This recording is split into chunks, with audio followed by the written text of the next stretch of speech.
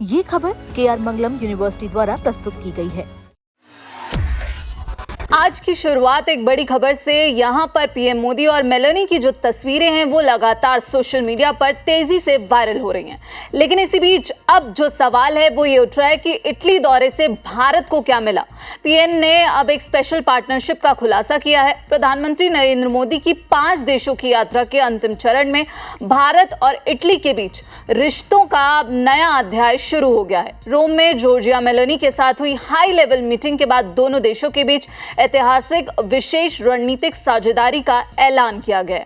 आखिर यहां पर कौन से समझौते हुए हैं और क्या कुछ यहां पर भारत को मिला है, इटली से पीएम मोदी क्या कुछ लेकर आ रहे हैं, इसकी ज्यादा जानकारी के लिए आज हमारे साथ एक खास गेस्ट जुड़े हैं, विदेश मामलों के जानकार निपुण आलमबायन जी। सर, आपका बहुत बहुत स्वागत है दैनिक जागरण के प्लेटफॉर्म पर।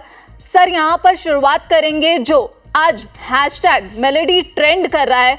यहाँ पर हमने देखा तस्वीरें तो पूरी दुनिया में छाई हुई हैं और लगातार कई मीम्स और कई रिएक्शंस भी निकलकर सामने आ रही हैं। लेकिन इसी बीच जो महत्वपूर्ण सवाल है वो यही बना हुआ है कि आखिर यहाँ पर भारत को क्या मिला है इटली दौरे से। पहले तो मैं उस तस्वीर पे कमेंट कर दूं जी। एक तो समझी, अब तो मैंने भी तय कर लिया है कि अब कहीं से मिलेंगे तो मैं भी मेलोडी जो हमारी है टॉफी वही हम गिफ्ट किया करेंगे। मैं ये आज तय किया उसको देखकर तो एक तो अच्छा है। हालांकि देखिए हल्का फुल्की बातें होती हैं लेकिन ये लोगों को अट्रैक्ट करती हैं। पर मेन बात जो आपने कहा हम उस पर आते हैं। जी सर। देखिए आपने जो कहा तो मैं ये कहूंगा कि हम एक स्पेशल स्ट्रेटेजिक पार्टनरशिप की ओर बढ़ रहे हैं जिसमें हम डिफेंस की बात करें, ट्रेड की बात करें, टेक्नोलॉजी की बात करें, एनर्जी की बात करें और साथ ही कनेक्टिविटी की बात करें। इन सब पर क्या है आपका फोकस किया गया है और सभी एरियाज में आप देखेंगे तो बहुत सारे हमारे एग्रीमेंट हुए हैं, चाहे क्रिटिकल मिनरल्स की बात करें, क्लीन एनर्जी की बात करें, एग्रीकल्चर की बात करें, एजुकेशन की बात करें, रिसर्च की बात करें और साथ ही एक जो प्रोजेक्ट हमारा G20 से पेंडिंग है IMEC, India middle east economic corridor, उस पर भी बात हुई है। और मैं एक इंटरेस्टिंग बात जो मैंने देखा, सबसे बड़ी बात ये थी जी सर कि भारत और इटली के बीच में जो ट्रेड है वो 2029 तक 29 बिलियन यूरो करने का जो टारगेट रखा गया है, ये बड़ा इंटरेस्टिंग था।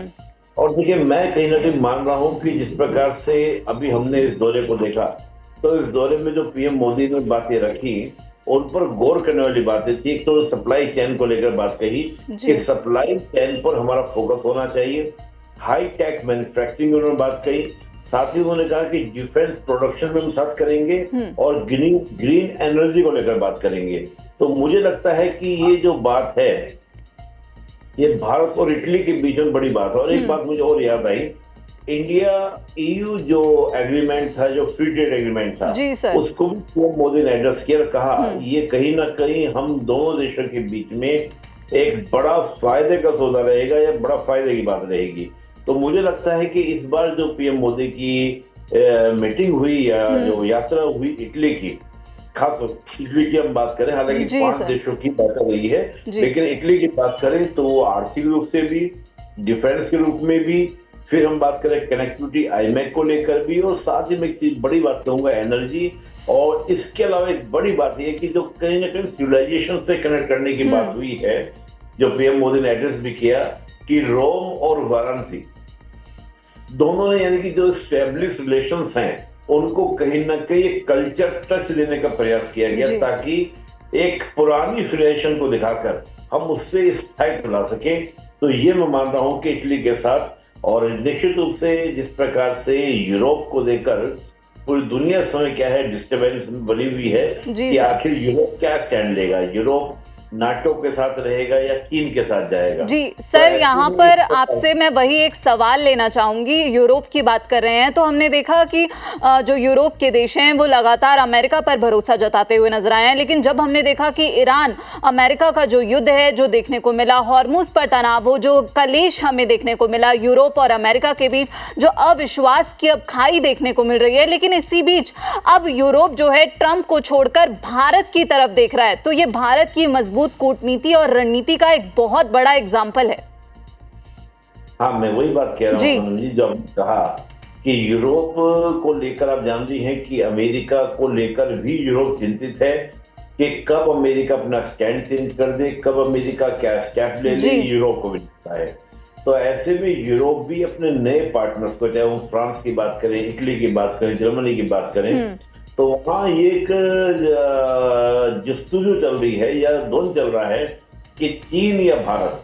तो मुझे लगता है कि कहीं ना कहीं भारत उसमें एज लेता हमको दिखाई दे रहा है, ना कि चीन। तो जैसे आपको याद होगा जो BRI है, BRI से पहले इटली बाहर हो चुका है, तो इटली उसका मेंबर बना था।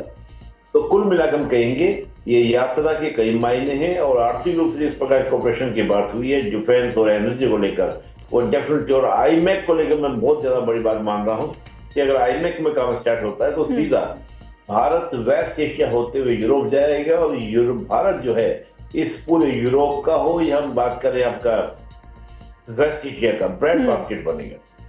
जी सर, यहाँ पर अगर हम यूरोप की बात कर रहे हैं तो मैं आपसे एक सवाल लेना चाहूंगी, क्योंकि ट्रंप पर जो है अब यूरोप के कई देश भरोसा जताते हुए नजर नहीं आ रहे। वहीं यहाँ पर हमने देखा कि ब्रिटेन ने भी हॉर्मुज को लेकर ट्रंप का साथ नहीं दिया, और कई देश हैं जो अब ट्रंप की नीतियों को उसके खिलाफ यहाँ पर अब मुखर रूप से आवाज उठाते हुए नजर आ रहे हैं। लेकिन यहाँ पर अब ट्रंप जो है वो चारों तरफ से कैसे फंसते हुए नजर आ रहे हैं? देखिए सोनम जी, अमेरिका की अगर हम बात करें, देखिए ये बात अब दुनिया मान रही है कि कहीं ना कहीं अमेरिका अब एक, जैसे वो सन होता है ना, सेट वाली सिचुएशन में है। यानी कि अमेरिका का सूरज झल रहा है, और इसीलिए अमेरिका की जो पॉलिसीज में स्थायित्व तो नहीं है, स्टेबिलिटी नहीं है।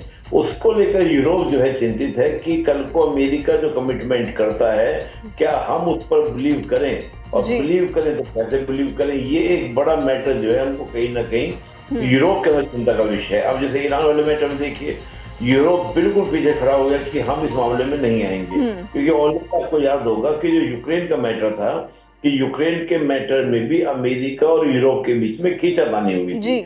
वही चीजें हमको दिख रही है आज ईरान वाले मैटर में। तो मुझे लगता है कि वर्ल्ड ऑर्डर जो है चेंज हो रहा है, जिसमें मल्टीपोलर वर्ल्ड में यूरोप अपने आप को क्या करना चाह रहा है कि हम कहां पर कैसे जुड़े, कैसे हम अपनी व्यवस्थाओं को आगे लेके चलें, उसके ऊपर यूरोप देख रहा है। यानी कि वर्ल्ड ऑर्डर चेंज का ये सिग्नल है।